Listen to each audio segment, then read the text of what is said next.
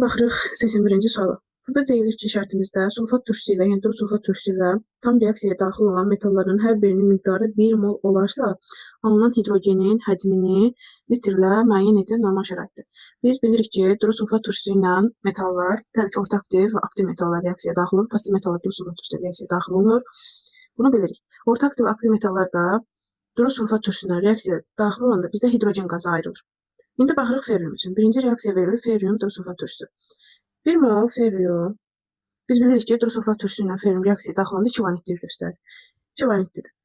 1 mol ferium, yəni 1 mol dəmir sulfat turşusu ilə reaksiyaya daxil olduqda valentliyinin yarısı qədər, yəni 1 mol hidrogen qazı ayırır.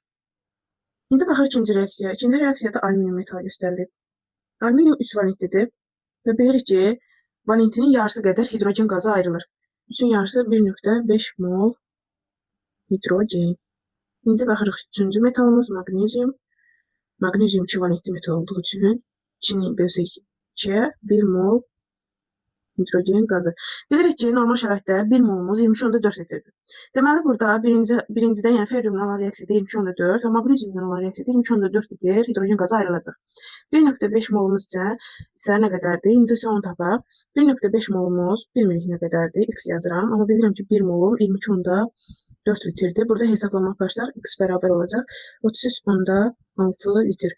Bu qədər cavabımız oldu D bəndi.